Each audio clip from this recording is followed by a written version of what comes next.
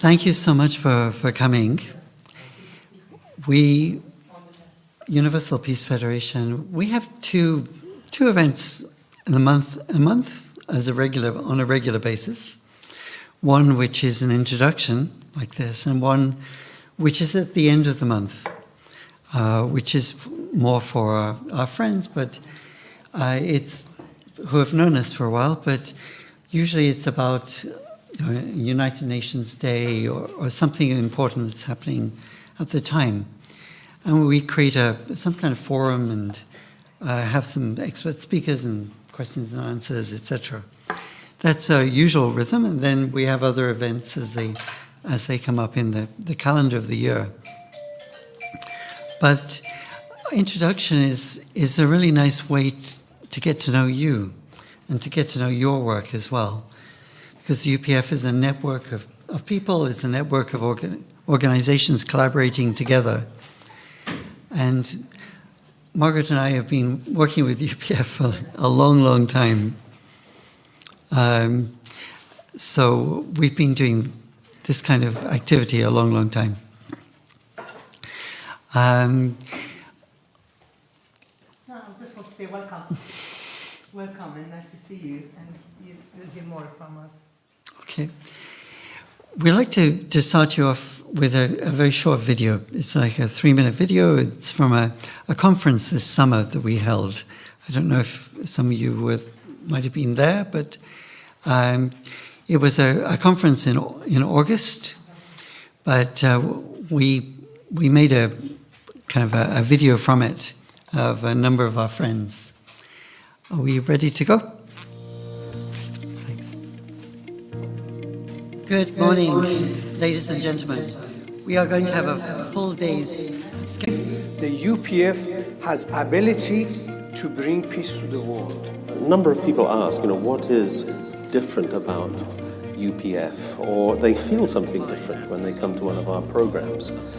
I put it down to what I call a kind of a parental culture, and taking that role in any given situation. So it's not taking sides, but it's allowing different sides to come together and to appreciate each other. I think the UPF is so fantastic.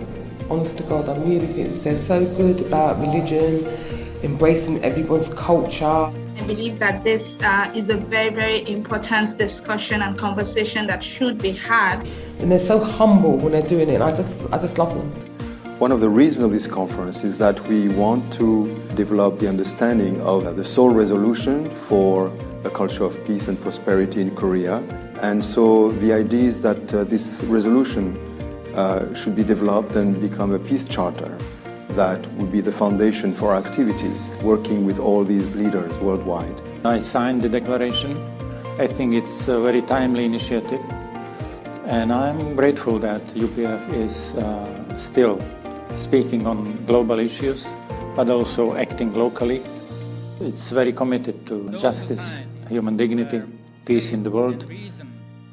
If one looks at the Seoul Declaration, one can see that it's a short and succinct document, but it has a really deep and profound content. And I think what animates it is a search for inclusivity and dialogue and reconciliation. We're going to discuss exploring the strategy of the Seoul Resolution towards sustainable peace. This conference was very properly managed.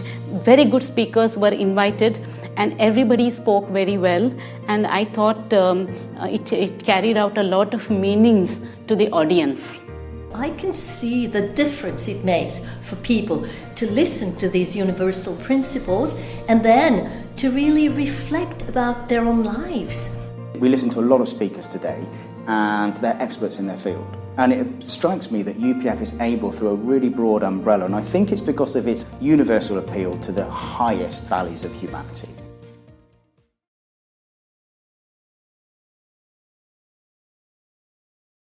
But it was very, very much a recent one. People came from all over Europe, and they spoke so well. It was to kind of think what we're doing in the world, And although the topic was different, it was very easy to relate to the speakers. Now, I would like somebody who has a few words to say, and I think I will ask who should be the first to speak? Who would like to be the first? I don't mind. You? Yeah, I'll be brave. Yeah, but the only problem is you have to stick to 5 minutes, and if there's more time, we can go later on. We have to speak to 5 minutes at this moment. I'll go towards the end. Okay, wise man. Yeah, because we also have to give UPF. That's why I thought you can think about when we come to the time that when to say less or more. Okay, Rizgar? Yeah. No more than 5, but less than 5 is okay. It's interesting. Yeah. Rizgar actually is somebody who says that to make charity, you don't need money. Is that right? Successful charity without money. Yeah. That would be my subject. Come on then. Yeah. Let's welcome Rizgar.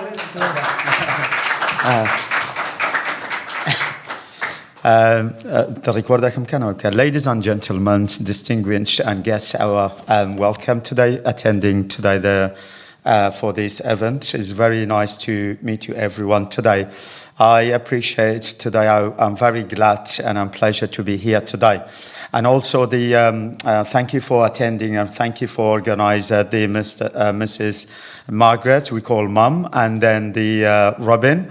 So it's very nice. The first time I came here, which is last year, I was really, really happy and I wishing to go back, but for some reason, because it's my mum, she was not well, so I have no time.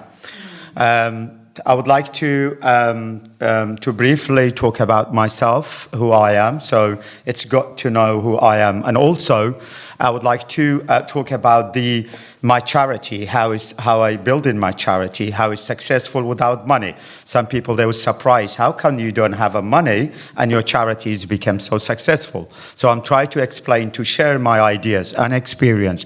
You could use it for your country, so poor people, they have a relation between God and then believe yourself. If you believe yourself, you could do anything. There's no way to stop in here. So when I came here, came here as a refugee. I was very young.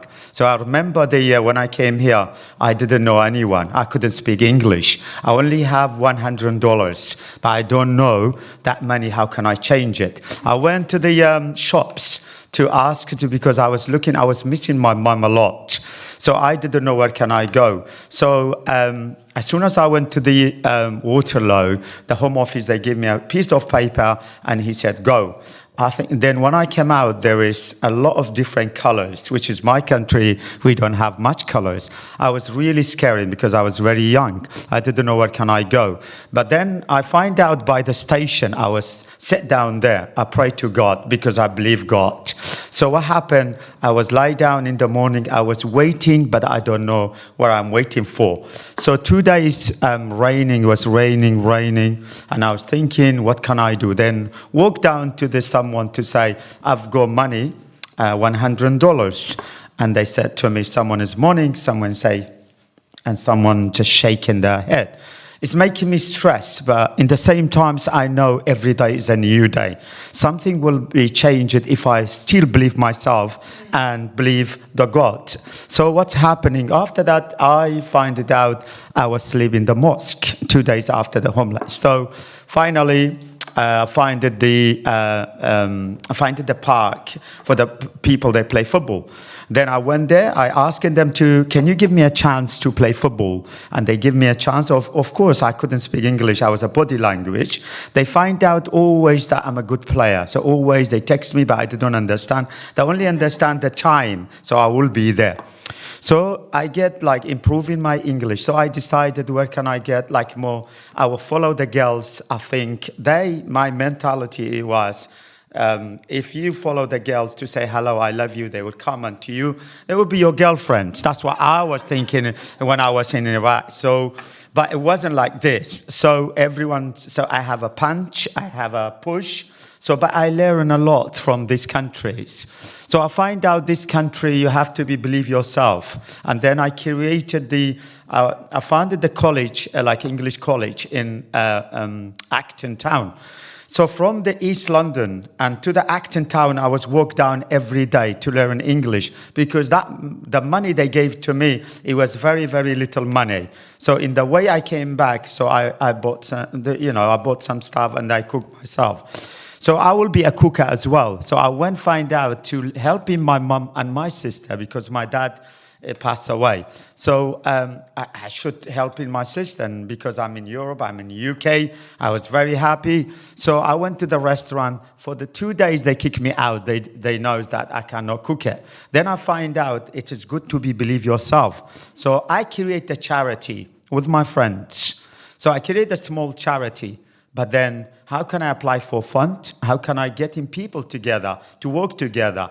So I would like to share in my experience and also my idea with you guys too. You could use my experience to your countries, to use the experience. You could create the charity without money and you will be successful. So let me know how. So I created the charity here in 2009 in July. So slowly, I try to help in like people, homeless people, people they need. I try to build in myself and I find out this is the right way I could do it. So what can I do? Then slowly, 2017, I went back to Iraq. This is in Kurdistan region. This is my home country. So when I went there, you have to read it, what you can do. So you have to read the people, or also you have to see what people they needed. So there's a gap there, so you could feel it out. Anyway, so I went there, started with the people that are very mentally very sick because of the war, and people they need operation. Club myself. So in the beginning, we have just 4 people. I said, let's gathering together. We sit down. So I said, let's go to the private hospital. So I went to the private hospital. I was asking them, excuse me, if I have people that are sick, they don't have money, what you can do? They said, oh, we could do something. Then I'm happy. I said, okay, are you going to do because of me or because of God? He said, because of you coming here and also because of the God. He said, and I was really happy. So that I tried to go to the different hospital in Kurdistan. So most of them, they agreed if I send it people, they need the treatment, they will give me a discount. So then I have to come back with this. How much are you going to discount? They said, okay, we discount 50%. I said, no, please for us, do 60 or 70. Okay, we started, I said to my friends, let's start in getting people who they are really needed like an operation or treatment. So I went to the hospital anytime, for example, anyone has come. Then I write a letter and I said to them, okay, can you go to this hospital? They went to the hospital. They said, oh, is it international? Sorry, I didn't mention that. It is, my charity is International Peshmerga Humanitarian Foundation. It's a part of the Diaspora Kurdish Center. So we are registered here. So they went there. So they said, okay, we will discount for you, for example. And the doctor, sometimes they feel they're very sick. He said, I'm not going to charge any penny. And how about the medication and the hospital stuff? They said, okay, we're going to discount it. If the price is £5,000, we become £1,000. So we're saving £44,000. Then how about the education, for example? This is a part of because I only have 5 minutes. So I just wanted to be quickly to understand how I am successful in my charity. So then how about the education? I do the same way. I went to the university to get a discount, the right discount for the people. They have no money, but they wanted to have a good qualification used for the countries. So what happened? I did the same thing. Some of the students in my charity, they study without money because the director of the university, okay, he said, 5 people from your charity bring in every year. Without the people, they get a discount. So I do many things without money. So now I've got 18 branch in Kurdistan, 18 branch, whole of the Kurdistan. Or I'm always in the TV. and I'm a different person now. I'm so happy because you could create it the same way I did. They don't need the money because people who believe the God, people who believe themselves, people that are good, they will call you, they will come to you, they will give you a project, but you have to believe yourself. That's my charity. It's become #1 in Kurdistan, and I have 3,000 something volunteers, and I'm really proud of them, what they've done so far. So that's why I'm today here, to sharing our ideas and experience to your countries. So many countries, they have a very, under the pressure of the economic crisis and stuff. You could do the same way. You may not find it here because sometimes we are too much here, for example, but we could use for other country. If you have a friend or family, or you could create it. Doesn't matter. I'm from Kurdistan. I could help him from Africa somewhere. I could work from some other country they need it. I'm ready. So we are here. Please let me together and let's chat together after that. Let's be a group, like a small group. Then maybe I will tell you more about it. Maybe I don't have a chance today to talk about everything, but it may be later we talk more. That's what the right place is here. And I'm here happy you let me to speak. Thank you so much for everyone. God bless you, everyone. Thank you so much. It's very good. Isn't it great? Yeah, except that I got carried away as well. I let him speak more. Anyway, I'd like to invite a nice lady I met only last week? Yeah. And she came with another friend of mine, and I invited her to come to see us. Her name is Sabrina. What is the other name? Belle. Oh, Sabrina La Belle. Please come.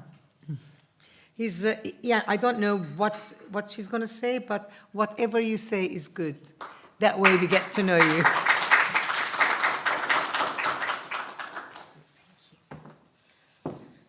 Hi, hello, thank you, welcome. Thank you for inviting me to come back, and thank you for being here to listen. My name's Sabrina Bell. I'm the owner of two SME businesses. I own a business called Mad Money Marketing. We mainly concentrate on helping people with their loyalty schemes and getting customers to come back. But more interestingly enough, I also am building a business that's called the Sexy Slim Down Show. Now, this got started when I was in Los Angeles, and I was producing a television show, and the television show was called The Sexy Slim Down Show, and it's about how to live a healthy lifestyle and everything that incorporates that. So not just diet, but thinking, finances, the environment you live in, the community, being community spirited, having a connection to God, all of those things that are encompassed together that makes a whole person happy, healthy, and hopeful for the future. So I'm back here in England following COVID-19, as I am a British citizen, not an American citizen. And we have started to do some podcasting of the Sexy Slim Down Show. And we've had some really fantastic guests that have come on and spoken about health and their journeys and finance and justice. And also personally, I have my own personal journey coming back here to the United Kingdom as well. And my personal journey has been that when I actually came back to the UK, I found that there were some issues in regards to my data and information that was concerning me that wasn't accurate, correct, true, or even remotely honest, which got me looking more into law. And I've touched on law in my past. And I've worked in some phenomenal projects, actually. I've been quite, quite blessed with some of the projects that I've worked on. So I've worked on the chip and pin machine before it became the touch card. So when we moved from signatures to putting in chip and pins, and I've advised on the on the Disability Discrimination Act, and I've also had some a background in data protection also. So ultimately that got me looking into law, and I'm now studying a master's conversion course in law because lawyers are very, very expensive, and spending a lot of time and energy on ensuring that, and it also got me to think about my own background, that it was related to being a person of Black Caribbean heritage. And a lot of my what is being shown to me is correlated to my ancestry too, and how our history has been used in the past, and the accuracy of the information that we have about our own background. So it's been very interesting for me at the moment. And I don't know if anybody has questions, but I'm, yes, I'm also a member of the Black Liberal Democrats now also, and I'm on their leadership team.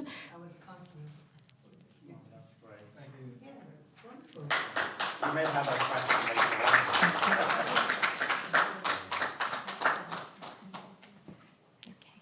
Thank you so much. Thank you. Amazingly achieved whatever, a very, very good person. This is, you see, he's very fast. He's very fast, and that's very good. His name is, which one is it? Yeah, Donat Bukasa Kanda. He's a diplomatic liaison, are you? No, it's okay. Diplomatic, what you are? No, I'm just a Trinidad diplomat. Okay. Okay. He's from Congo. Can I? Sure. You make Does it it higher? working? Yes. He will come. Just wait. So short you for can me. start speaking. You're quite tall. Okay. Thank you very much. So, good evening. Yes, I will not be very long because my English is not so good, so I will not talk too much. My name is Donat. I was trained as diplomat from the Democratic Republic of Congo. I'm new in the UK. I'm really passionate about the issue related to peace, and because I'm coming from a country which was for 2 decades in a very terrible war, similar to what is happening today to Ukraine. So it's totally similar to, we have been invaded by our neighbors. We have lost many of our people. So I was attempted to, it's easy to get guns and to start another rebellion to try to vindicate what is happening. That was motivated me to go and to study further diplomacy, and then to understand that there is a possibility to resolve crisis and conflict through talk and diplomacy. That is my passion. Passion, exactly. It's how can we put an end to what is happening for all over 2 decades. So it's not easy because the easy way will be to go for a military operations, but it will be costly in terms of lives. Because at the end of any conflict, you need to come to the table to negotiate again. So then why not go directly to the table and try to find the solution to what is happening? So I think it's important in our time today where we can see many conflicts emerging for all over the world, the country, the planet, which I'm telling you, the country, the globe, the planet is in a very serious, huge danger. Europe is not safe anymore. Africa for a long time was not safe. We can see in Asia, China, Taiwan, North Korea. We are living in a new era, and where I think diplomats need to play their role of making sure that we can make this globe to be a safe place. Because the only conditions, I like to say, the first human right that we are looking in Congo, that we are lacking, is the right to peace.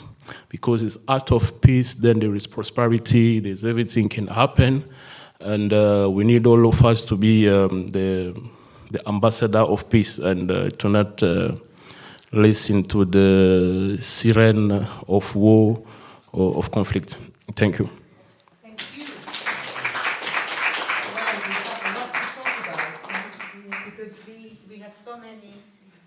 Friends that are from Congo. I would like to invite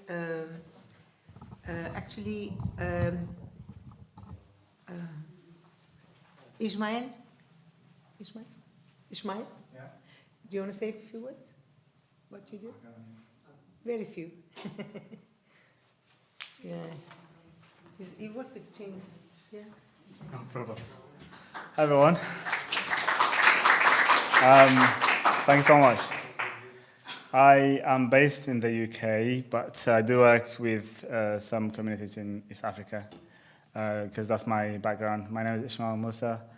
One of the interests that, as the gentleman was saying, for me is coming from a region that has been, in a turmoil for a very, very long time. If you're aware of East Africa, it's a conflict region in a way or another, because it's very strategic in a way, and also there are some colonial legacies in it, which had left us with a lot of pain, which we're still trying to resolve.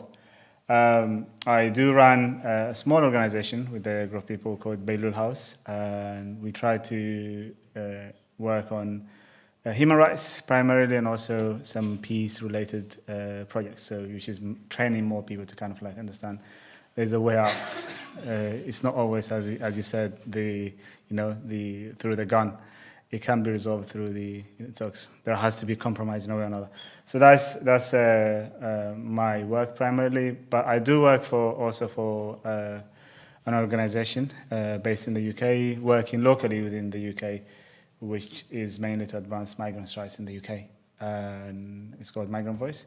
And we do advocacy work for migrants. When we say migrants, that includes refugees, asylum seekers, anyone who could relate to any other country but the UK. You say migrant leaders? Migrant Voice. Voice. Voice, yeah. So that's so I'm kind of like stretched between local work and also international. But my main, the reason I came here is there is a war in Ethiopia, and a lot of you might be aware of it. It's been going on for almost 2 years now. It started in a kind of civil war. And also Eritrea and Ethiopia hasn't had a very good relationship for the past 20 years. And it's kind of like an extension of that war that happened in '98. And also people get sucked into this war as a result. People, in a way or another, there's a propaganda that's going on from both sides. There's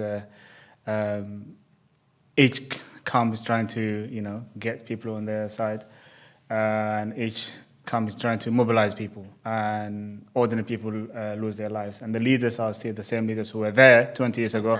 They're still fighting again, but young, precious lives were lost in the meantime. And so my conviction is to kind of inject this understanding of, resolving our issues through peace, through negotiation, through understanding each other, and also really believing in coexistence. It's not always about, eliminating the other as much as it is about coexisting next to each other. You don't necessarily have to like or love each other, but you might coexist at least. At least this generation can do that, and maybe the next generation would love and like each other, but at least as a generation, if we start there, coexist for some time, and maybe that would lead to us, having to know each other, and that would potentially lead to us maybe, understand that our existence is related, and thank you so much. Carla will say a few words. She's learned from Rizgar, and she's doing her own without money. Very good. Yeah. Hi, ladies and gentlemen. Thank you. Today I'm here as a member of International Peshmerga Humanitarian Foundation and head of women's organization in Kurdish Diaspora Center. I would like briefly to talk about myself for you all. My name is Clara Mohammed Amin Hassan. I have been living here in UK for 2 years. Once I started to living here, I felt very lonely. But after I become a member of that agencies, I feel comfortable now. Because I feel we are good reason for help them who need our help.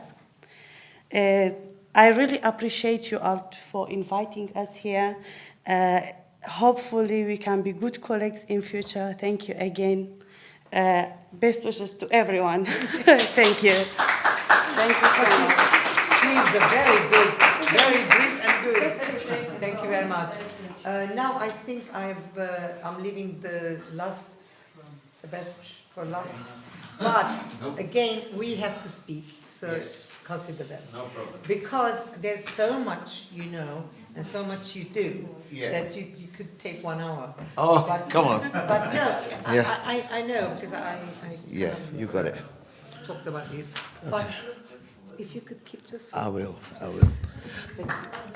Well, look. I love it. I love the sound of the clapping. I'm sure there's going to be lots more clapping. Look, my name is Dr. Winston Mackenzie, and I'm commonly known as His Excellency Ambassador Dr. Winston Mackenzie.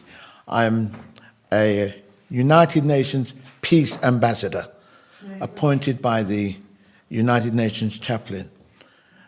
Ladies and gentlemen, we have a profound issue in society today. Food, not gold, not silver, food is the new gold. Food is the new gold. We all know that Africa is the breadbasket of the world, and yet there are so many people starving and dying without anywhere to live or any means of supporting themselves. Now, during the past 3 years, I've stood for Mayor of London on 2 or 3 occasions. I've stood for Parliament, and now I'm in this role as a peace ambassador. Very serious role. What I want to address you with today is the Commonwealth. The Commonwealth. Great Britain has turned its back on the Commonwealth. We turned our faces to Europe. Europe told us where to go. So it's not working anymore. Some people are crying, some people are upset, and it's just not working. So the Commonwealth, ladies and gentlemen, are our nearest and most natural allies in trade and industry today, and yet very little trade and industry is going on. So here we are. Reparations is the elephant in the room that nobody wants to talk about. I've devised a plan. It's taken me 3 years. I am the ambassador for a big company that deliver fertilizer or fertilizer enhancer throughout the whole of the Commonwealth and the Caribbean. I am the ambassador responsible for that. And I said to you today, ladies and gentlemen, as a United Nations peace ambassador, gentlemen spoke about peace here, peace in Africa, the Congo, especially, that's just a typical example. We want to bring about peace. And the way to bring about peace is people have to know how to feed themselves. Without being able to feed themselves, we cannot initiate peace. So my project is a £500 million project. I've already raised, with my group and myself, 13% of those funds. It's been allocated. I don't just walk the walk, I talk the talk, I walk the walk, I do everything. I make things happen. I'm not just here to talk, I make things happen. Most politicians today, you hear them talking, but nothing ever happens. You need to keep an eye on me. Now, ladies and gentlemen, the scheme revolves around my company, my group, supplying a 100% holistic fertilizer enhancer, right, throughout the whole of the Commonwealth, thus encouraging trade and industry. We also supply 100% holistic animal feed. The animal feed is amazing. And you'll see over the coming months, we will launch in January in central London. You'll all be invited, so I hope you come along. We're in talks with huge conglomerates who supply a variety of agricultural equipment and accessories to help the poor and starving people feed themselves and begin trading to survive. We need to trade with the Commonwealth. We need to engage the Commonwealth so they can survive and be of great use to Britain, to Great Britain. Trading with the Commonwealth through agriculture will boost our economy. It will boost our economy. All the government are talking about these days is growth. You'll hear every MP, every minister say growth. We need growth. Nobody knows where to make growth happen, how to make it happen. But what I would say is the Commonwealth, the reparations scheme. You know, when you mention reparations, people say, oh, look, I'm not interested. Reparations, you know, I'm not giving nothing. No, we need to communicate. Communicate with the Commonwealth. Help them build up their nations. Help these nations build themselves so they can trade with us. And when they trade with us and we deliver the fertilizer enhancer, they grow their own crop. They grow their crop and they export their crop back to us, of which we pay them for that crop, the crops. So here we go. So the conglomerates we've already been in touch with, and I will be back here towards the end of December or early January to announce the date when we launch. So what we have to concentrate on at the present moment is restoration, constructive conversation. How long can we push reparations into the long grass and say it doesn't matter? It does matter, and I'll tell you why it matters, because we can trade. This country can trade with the Commonwealth and benefit from it, okay? In terms of finances, okay? We want to eliminate starvation, help countries to build their own nations through trading. Very good, you did very well. Thank you so much. I am a very great believer in the Commonwealth. Do you know Patricia Scotland? Yes, we're Yeah. with her right now. Yeah, we should actually see her, because I know her as well. Good. And it's something that is very important, what you said. If the Queen loved the Commonwealth so much, and everybody loves the Queen, why not follow her standard? He was equal to all people. You know, she was. But if we trade, things will be very, very good. Very much better. Yeah, I am very interested in that actually, but you know, I have limitations. But I like to go and see Patricia with you if you want. But what I would like to say is that I wasn't going to say it, but all these stories about not eating and food and things like that reminds me. I just went to Lebanon to visit my brother just because he was going to wrap up his business there, to go back to LA because he's got cancer. So I went a little bit to be with them, and then I went to UPF Center, and I went to the FFWP Center. I saw these people, you know. Only there's one Lebanese who's in charge, and her husband, and another, not Lebanese, but another nice person and her husband. And they are actually working. their work is supposed to be just helping the people, but they're working in the night and all kinds of time, and that money that they're making, they're going to give to people because they have no food. So good, so amazing. But this one lady came to the center, and she was Armenian. I'm Armenian. And because she said, oh, I'm so happy you're here. But she was crying after a while. I said, why are you crying? And I took her to one side and spoke Armenian. And she said, my first child is going to school. And I cannot send her to school because she has to wear a uniform.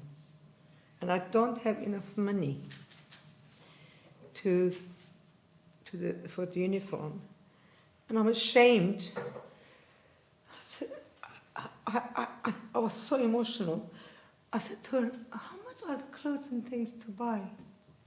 I think it was about 20 pounds. And I didn't have any money except 50 pounds. I just gave it all to her. And she said to me, my God, the thing is, no, I have more money, but I didn't have it with me. But the thing is, immediately my heart said, make this person happy.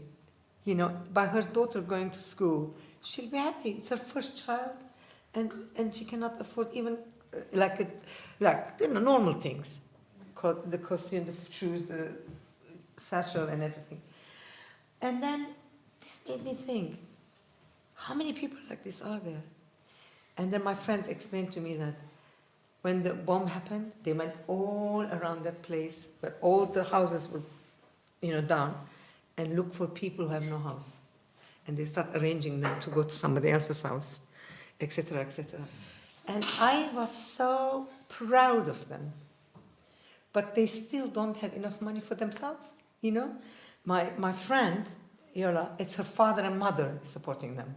They're giving them their house, they give them money, and they work and give the money to the poor, which is lovely. But I think we can do so much from here. Imagine if 20 pounds makes so much. I went to my hairdresser, I didn't have money again, but my brother gave. It was 500,000 pounds, not pounds, liras. That's in actual fact.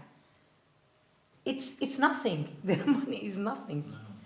It's 500,000, was it? Yeah, I had 10,000, 10,000, 10,000, 10,000. Yeah, 500,000 for my wash and blow dry. I can't think, what corruption is this, So I'm going to actually really plead to people that we should do something, little bit. I mean, like you. If I was living there, I would do that, like what you said. There are rich people. They are going to restaurants. All the restaurants are full, the rich places. But therefore, you can appeal to them to do something, But I'm not there, so I would try to collect money from here. And I would be so proud and confident giving to my friends who are giving their own money. So I would feel very confident with them to give to the poor. So that's what came to my mind. I'm sorry. My 5 minutes is up. Anyway, Robbie, I would like to help. Lebanon is the most beautiful country in the world. It's still beautiful. There's still very beautiful things. But there are people who cannot have enough money to eat. Robin, are you coming this way? Thank you. I think that the film later. Film later. I think so. Because we need to give the word about UPF. Yeah. Okay. Okay. Well, it's all right. How long is the other one, the film? 4 minutes. Okay, do it then. Do it, darling. Because I'm anxious to talk after all these things, to see a little bit of what UPF does and is for people to know a little bit more, because you've seen us only once, and some people haven't seen us at all. So we'll watch this film first. It's what's it about? 2020? Yeah. 2020 we had a summit in Korea. I was there actually, Robin couldn't go. It was my luck. So I was there, it was 2020. So amazing, amazing.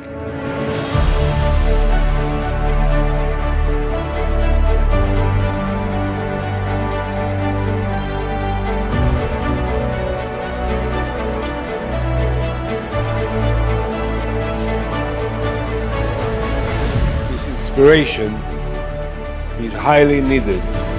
It's important to take in consideration all aspects, including, we just heard it, the North Korean fears, and that nobody loses face. I don't believe one should be a winner and the other one should have lost the game. It's a question of finding a solution that both can be the winners. And during this time of the pandemic, we need health for peace and peace for health. The two laureates, Professor Dame Sarah Catherine Gilbert and Gavi, the Vaccine Alliance, are the heroes who devoted themselves to health for peace.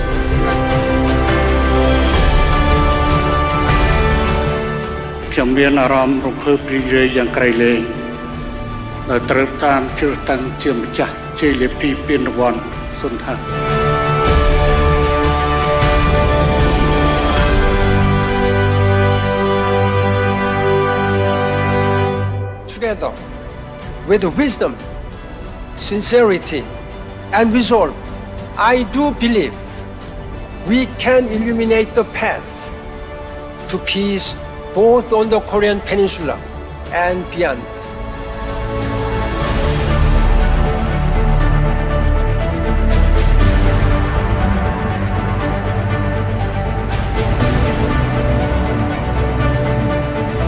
A breakthrough of peace on the Korean Peninsula would reflect globally. If peace will be the cornerstone of every nation and every generation, then the 38th parallel can become a symbol of peace rather than division. Are doing a great job making any effort to unify Korea, but respecting human rights, having the sense of history that drives you to this effort for unification. In this context, the Korean Peninsula could be the ground of an exemplary pathway to peace. I am sure that the Universal Peace Federation Summit will contribute to this important process of searching for constructive solutions to a conflict that has been going on for too long. The people of Kosovo and of South Korea share a similar past of suffering under occupation and of struggle for freedom. Freedom means and seeks peace.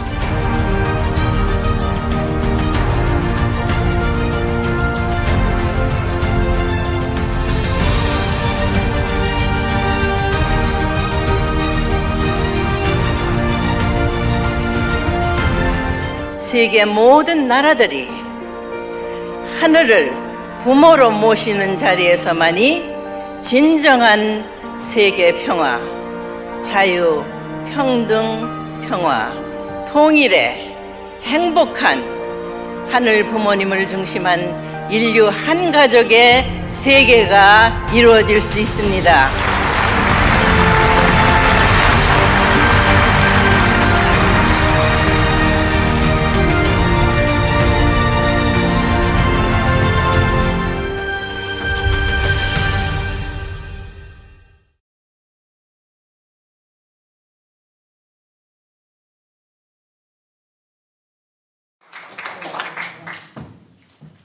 Right, we're going to talk a little bit, and then we can talk again.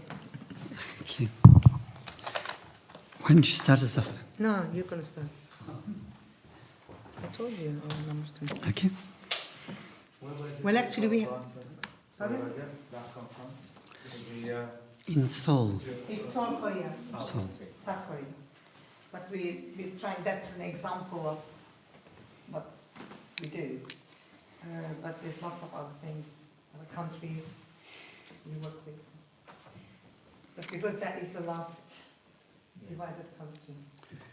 I think also to solve the Korean Peninsula means you have to bring like 2 blocks of nations together to solve it peacefully. And then it will be a beneficial impact to the whole world through that unity that works. So Universal Peace Federation started in 2005. It was launched with this vision of a number of areas which we'll mention later, but particularly it was launched with the idea of creating this sense of humanity being one family, and that there could be a fair and just world, and that it had this vision of bringing people together as a network of people of goodwill with many different interests that could coalesce, could come together. We could collaborate. We could create this network, which is of idealistic people who can share their ideals. And in sharing, it's like a Venn diagram. There's this overlap, right? And then there's also this area which kind of stretches your mind. So I remember getting involved with a lot of Congolese issues. I've never been to Congo, but through working together with partners, then your mind and your heart stretch. So we coalesce around particularly these 5 kind of principles, basic principles which we hold to, but the idea of there being a divinity of some kind that can bring us together. And maybe I'll go into this first.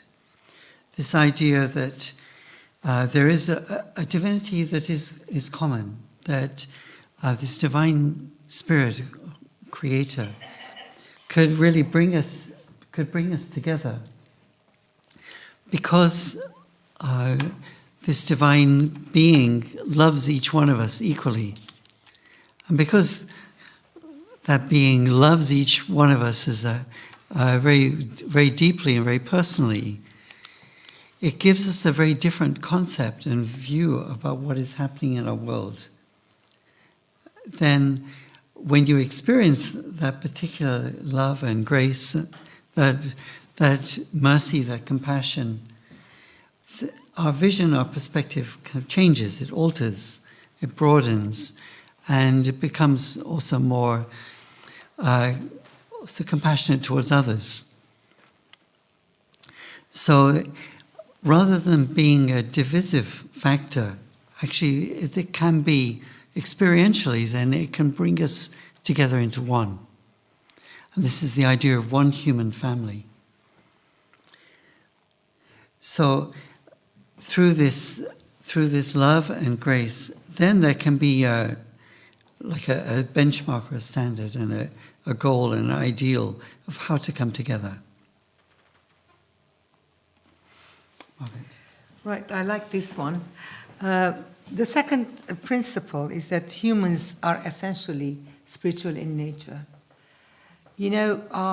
For years, in fact, some people, they die not knowing that they are a spiritual being. And for me, this was the most poignant point of understanding why God is there. How my life could be attached to God's. You wake up every morning, what do you think? You think about, oh, I have this appointment and that, and I'm getting late. Oh, I quickly take a shower. But this is your physical being. We are physical and spiritual. So spirit must also be fed. Spirit must also be taught. And to actually growing the spirit, in your life on earth, that's where you attain goodness. That's where you attain proximity to God. It is impossible to just do good without thinking of God. Although there are many good people who don't know God, but God knows them. Yeah? God acknowledges them. But for me, I felt if I cannot grow my spirit, I'll die. Really. It will be a death that has no meaning, you know? You really have to, we are here on earth, why do you think God gave us spirit? That we have to grow our spirit. We have to connect to Him. You know, people told me, all these things you're talking, it's nothing to do with things, and you, who said God is there? How can you tell me God is there? I said, I can tell you why God is there. Because I experienced Him. I felt Him, you know? And that feeling gave me the beginning of thinking about God, the beginning of learning about God, the beginning of even thinking of praying. Although I was a Christian, you know, good girl, but in the middle of my life, when I was 20 or so, I changed my mind about that and said, well, everybody's the same, Armenians are not perfect, you know, nobody else is perfect, and I forgot about it because my husband was not of my religion. And in fact, we had no religion. I was non-practicing, he was non-practicing. So I felt that religion was not important, but God came to me, really came into my life in a way that I could not deny it.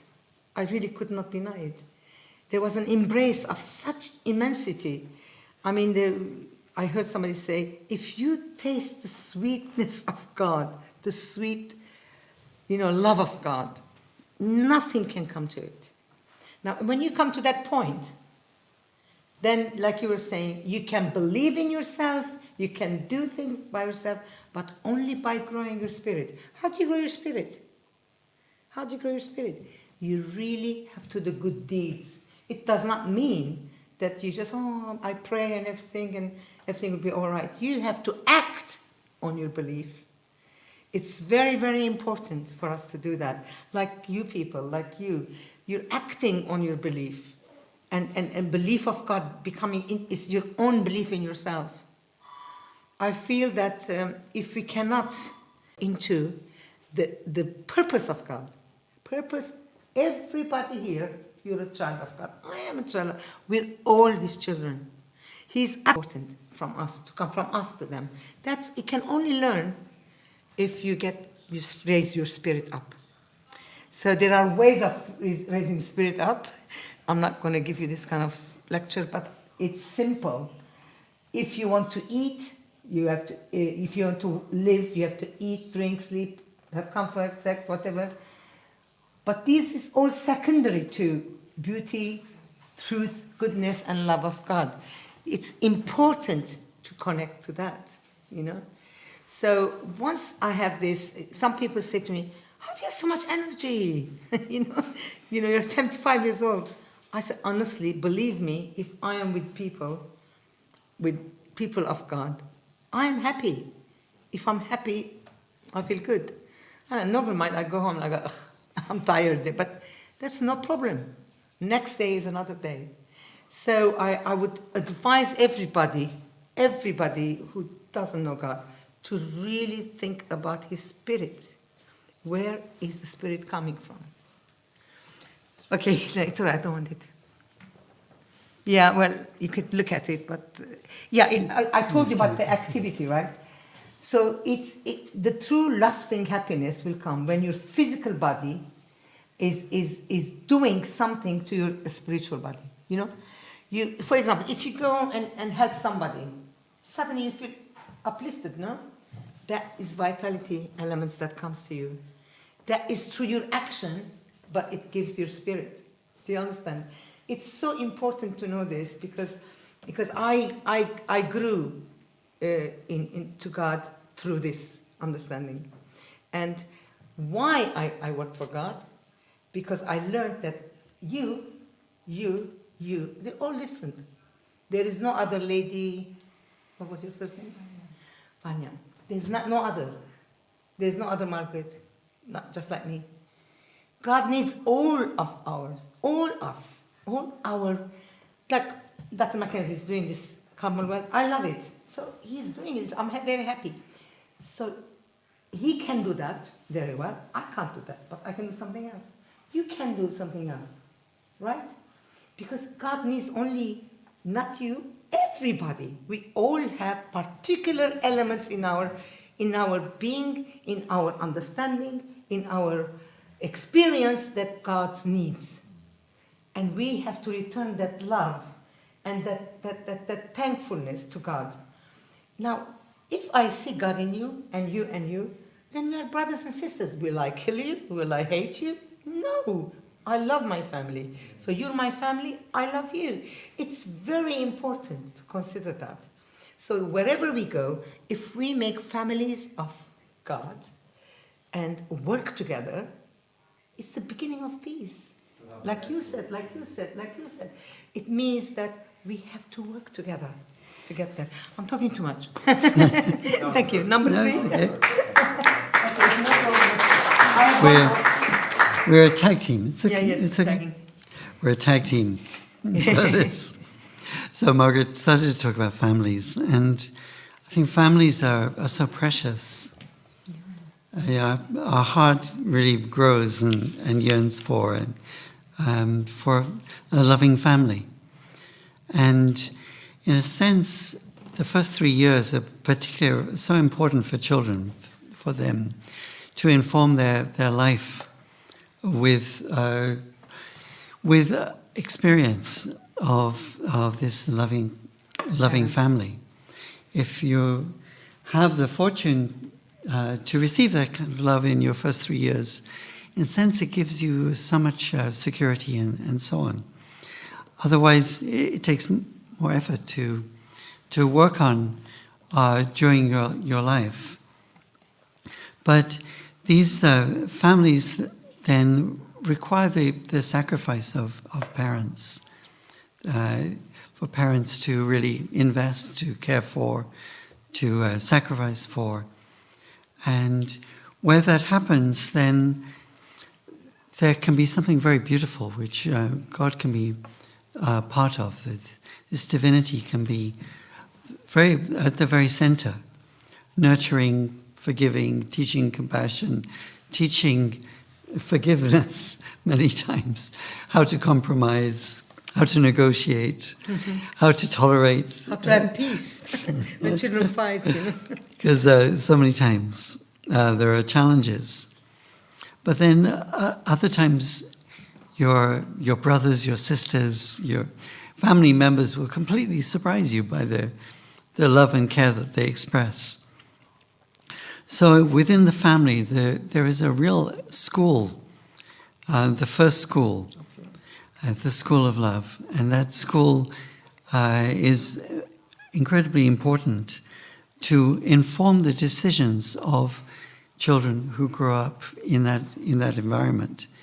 And there is a natural process that when people receive that kind of love, they want to express it to others, because they can see a contradiction between what they have experienced within their family and maybe what they see in somewhere else. So they want to be involved in helping to improve the society around them. It's a very natural process. And by giving out, then there is also more to give within the family, unless you give out too much. Which we both do. It's another realm, but for another day. So then families form a bridge, because sometimes the parents come from different cultures, they come from different backgrounds. Love is very surprising, right? Yeah. You can never tell where it flourishes. But when you bring two people together, there's always bits to harmonize, to grow to love and to grow within ourselves. Develop like. So families are a bridge of cultures. They bring two cultures of two families together So then the children, they experience both. It's also, if you have international marriage or interracial marriage, then you find also a budding culture which is beyond one race or another, one nation or another, even though there may be difficulties and struggles.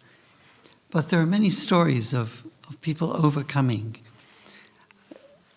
We have some friends who are from Germany and England who got married in the 60s when it was still like a difficult subject. Yes. And those conflicts, for those conflicts to be healed, often it's this kind of family in which are like the spearhead of that healing. They bring together two lineages. And there has to be a process of forgiving, but also the children themselves are a step beyond that conflict. And there are many other situations like this. So I'm going to hand over to Margaret for... Oh, this one? You want me to... Do a bit and do a bit. If you don't say what I want, I'll Okay, say it sure. afterwards. Feel free. So, in a sense, the basis of this family love is living for the sake of others. It's wonderful when you see an older sibling taking care of a younger sibling.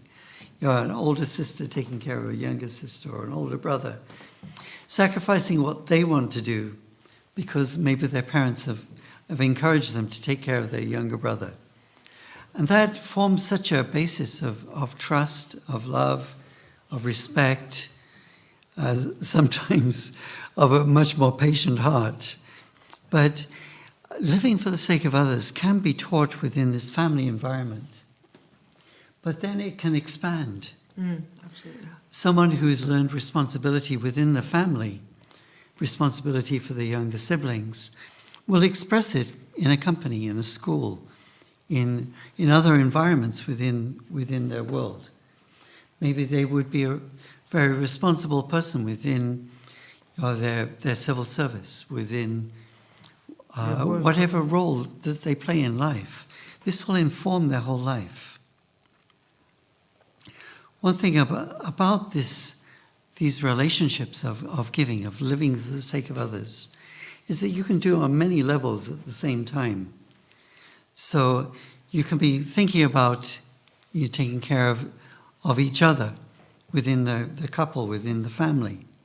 But at the same time, you can be involved in your community in different activities. I know my mum was very much involved with Cubs, and so she did that for 25 years. But that was something which brought her into contact with many people and brought a whole range of experiences. But even now, people will come to her and say, "Oh, you are my Arcala," if you know the terminology. But this happened and brought lifelong friendships. But also at the same time, you can be involved in helping people on the other side of the world who you've never met. So your capacity to give can grow and grow and grow. Can I say one thing?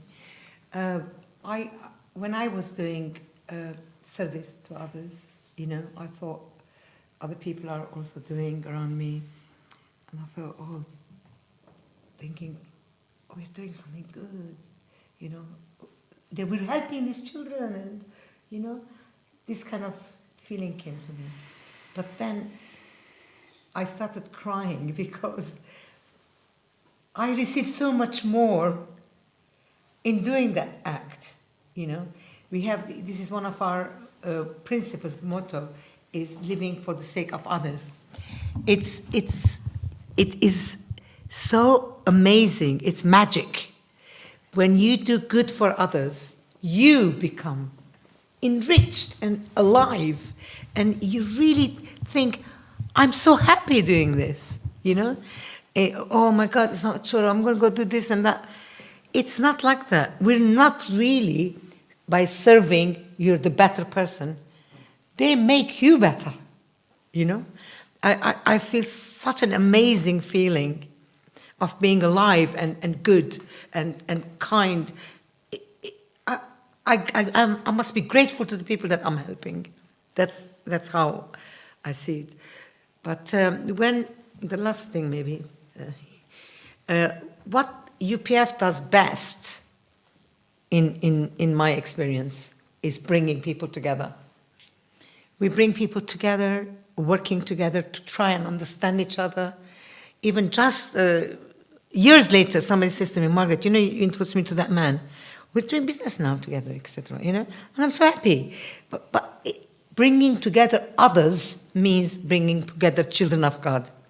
That's all it means. And we cannot just go, oh, we're only British, we're everything. We are children of God. We are one family under God, right? But where the peace will come or fail depends on the religious understanding, or, if you like, a spiritual understanding of religion. And if the religious leaders fail, that's the end. That really is. Because you should never think your religion is the best and mine is the best. Or this religion is no good. Oh, don't listen to them. Never, ever criticize religion or religious living or good living or living with God. God is one. If this person is praying, he's not praying to his God, he's praying to our God. Do you see what I mean? We should not see the difference between religions. The only way together, if you have any brains, any understanding, is together. The only way forward is together. So the religious people should only try to work together, even above their religion. Do you understand me? Like we leave the religion and go to God together. This is the key to happiness and particularly to peace. We cannot have peace if Christians say they're the best and Muslims say they're the better, and the other says, oh, I don't want to believe in religion, and number 4 says, oh, no, they've all got it wrong. We have the Messiah. This is wrong. We have to really understand one another, respect one another, and love one another, not just tolerate one another. We have to love one another. In my experience in UPF, I have met many, many people through whom I felt God. They were not of my religion, but God was with them. And I felt such a good feeling to feel that, oh, she's not my religion, but I actually seeing God in her, feeling God in her. This is so important to understand. So this is what we try to bring in UPF, people together. Robin and I went to Israel and Jerusalem to actually work for Middle East Peace Initiative. And we used to bring people from all over Europe. They could be, I don't know, anything, religious or peacemakers. What else? NGOs, politicians, just people of faith. It could be anybody. We bring them together. We take them to Jerusalem. We could take them to Bethlehem. Then we take them to Ramallah if it's open. And then we go to Knesset, and they go and talk in the Knesset. Knesset is the parliament. They talk about what they saw in Bethlehem. Why didn't you allow these people to go this way? It's so amazing work. I mean, I was thriving. One day but we met one person in Ramallah. He was a PLO member. Yeah. And he said, who are you going to see next? And we told him we're going to the Knesset to meet this Knesset member. He said, that person, do you know what he did? And it was a very interesting. But in the Knesset, they ask questions. We these have people. the freedom to go to both sides. Yeah, with the parental position. I think that's what's important. But also, we try very much to get the religious people here to talk about God. And they understand that, wow, they also think like us. They're also normal people. And that effort must be multiplied 100-fold.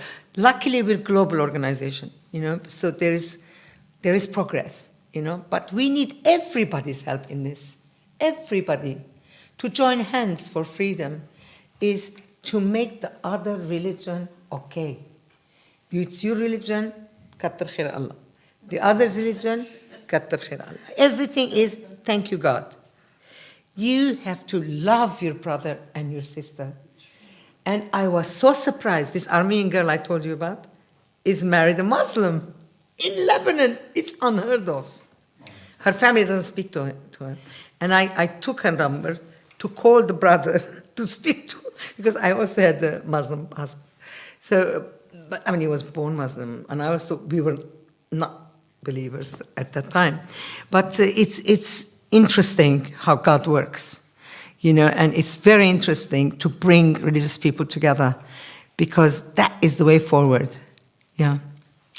And let's hope that our religious leaders will have that sense and responsibility. Oh, you're doing this one. Actually, Go on. Actually, these are just some of the activities that we've been involved in. Go on then. This is, Can I sit down? I speak to. No, okay, ask It's me. up to you. If you. It's all right, no problem.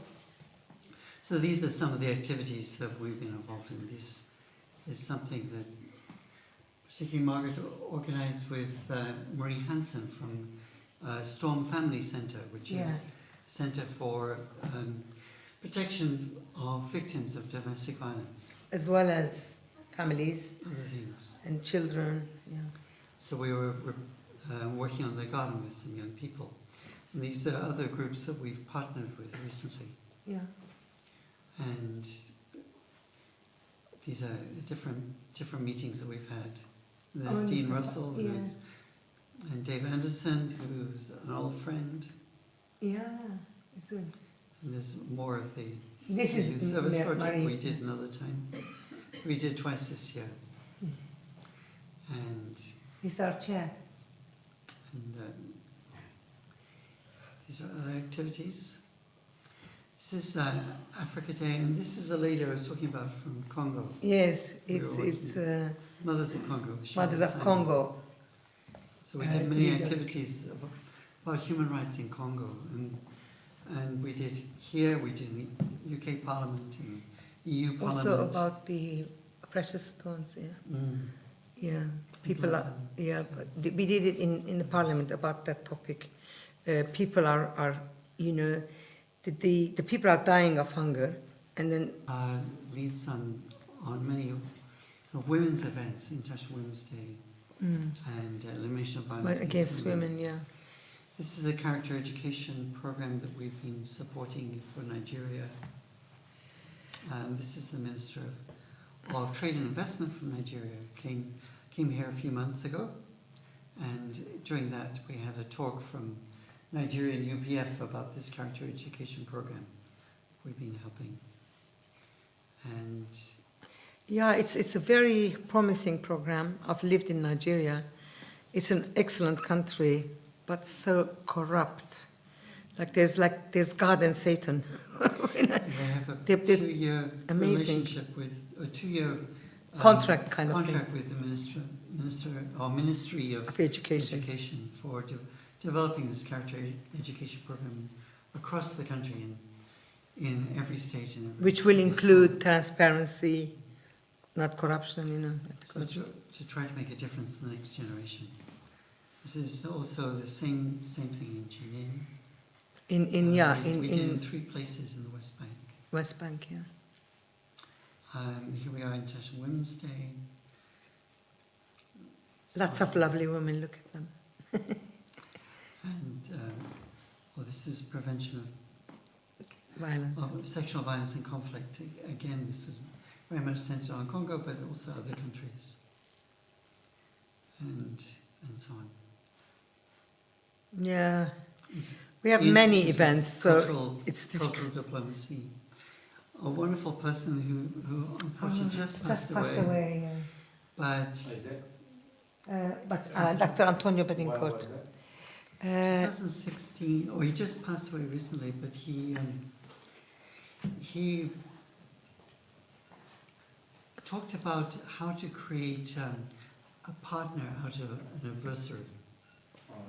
How do you avoid making an enemy out of The enemy. someone who's, you know, in an adversary position? But how do you reach out by giving respect, by Listening. going beyond, taking any of the vitriol that they might want to send your way?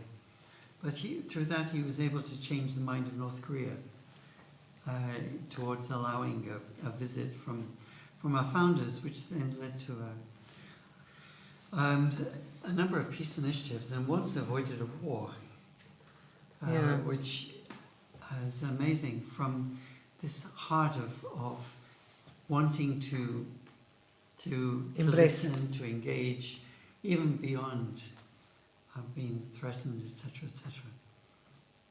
He was, you know, there are a series of videos. He's very good friends He of gave ours. some talks here. He came talks here. He gave some.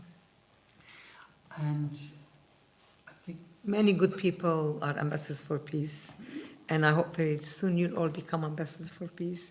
He is already for UN, but you can be for UPF also. Yeah, we can do many things, but time is going, and we said age it should be the limit.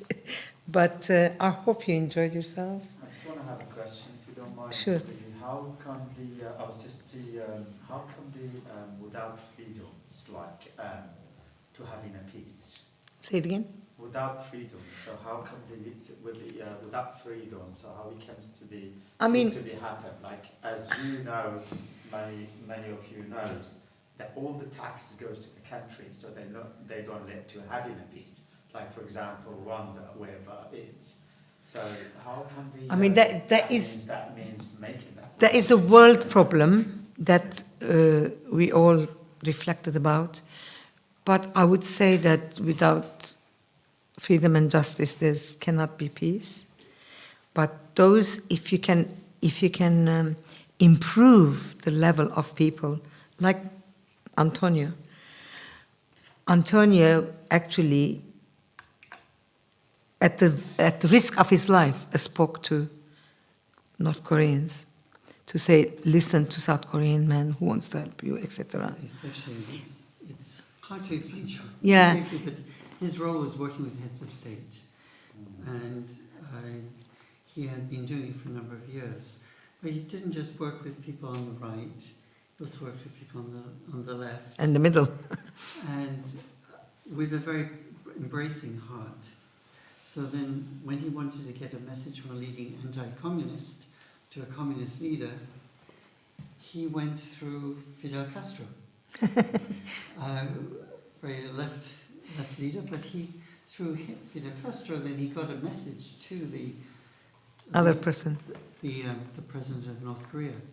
So it's having that breadth of mind and heart to be able to reach out to all perspectives.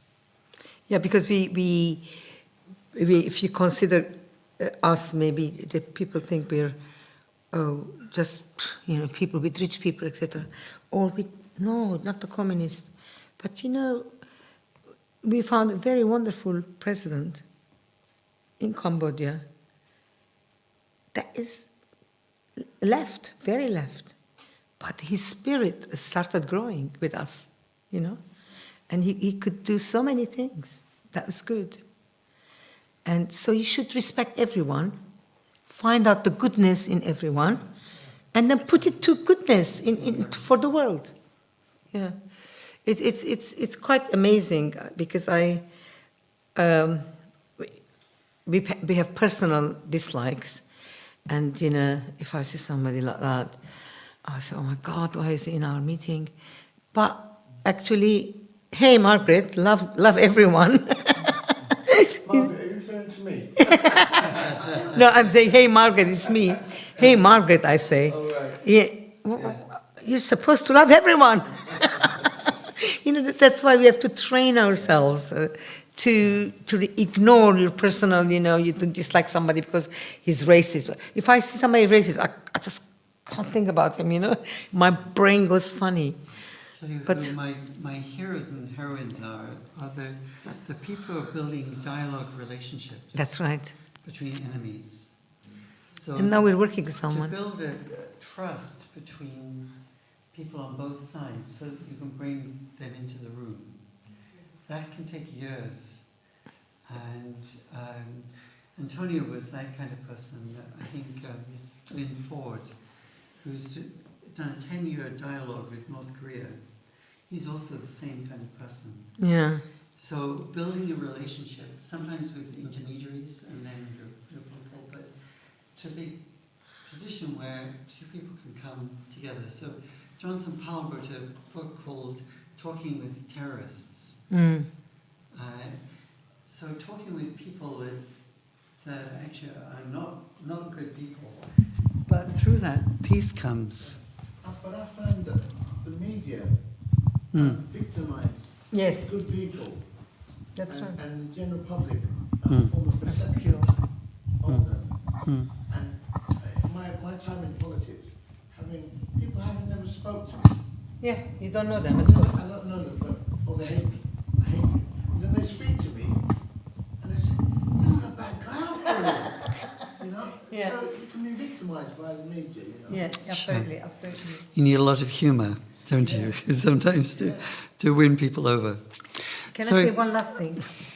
You know, we have a very good friend that was working for a big organization for peace as well.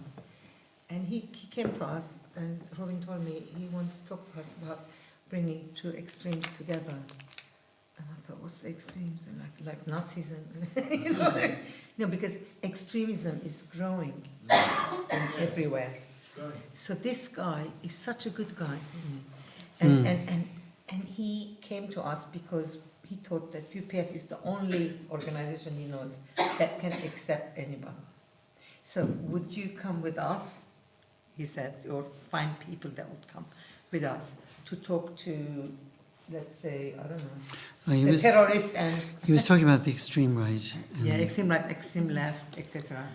And I'm so excited because we haven't started yet, but we're talking. Well, actually, we've connected him to people who can help him. We connected him to people that are like that, with that mind, and have ideas about terrorism and things like that. They have knowledge, you know. And I just love to be in one of those meetings and, like, you know, watch and see. And I'd be delighted if they can communicate. Because if you don't communicate, you ignore the person, you know. He calls it de-risking. Yeah. With groups who are on the verge of being violent or potentially could be violent. Like having a government that cannot communicate with the people. Exactly. Breaks down, or hell breaks loose. You know that the Brief family, we've met in Israel, Brief Family Forum, where there was a Palestinian terrorist, terrorist, I can't say terrorist, but maybe he killed someone. And then the other side, somebody's daughter was killed by Israeli. They come together because they're bereaved parents. I couldn't believe the changes in these people. So grieving parents of one side and grieving parents on the other side realize that they've paid the cost of the conflict, and they don't want others to pay the same kind of cost. Amazing people. You know, when they talk. And the Israelis started helping the Palestinians that can't go to the hospital. They went and got them. I started loving them. You know? We had them speak here. Humanitarian, when you get a crisis among people and you have a corrupt leader, humanitarian syndrome takes over. Yep. The right thing becomes the right thing. Exactly. And the leader is deposed. Yeah, these people are very good, and we have to think like that. Yeah. So we supported them a number of times when we were there and brought them Thank here. you very much. And we should do it again. Thank you so much. Thank you. So please feel free to network. Can I get 1 minute to take a picture? I would like to have in a picture all together, and then if you don't mind, I would like to having a picture together here. So we have the picture, everyone. So can you please come with us together and then have one picture? Okay. Yeah.